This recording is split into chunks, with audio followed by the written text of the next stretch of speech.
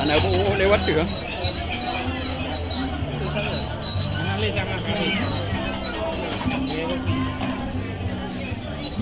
tadi kan. Ripka. Ripka. Petang kepi lah jungal ko hari ringan lo. Petang kepi lah.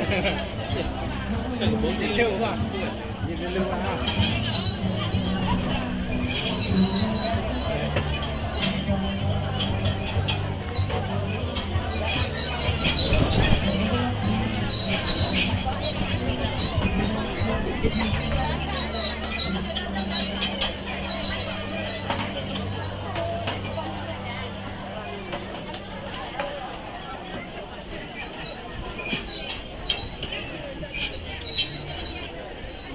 Penikmat kopi.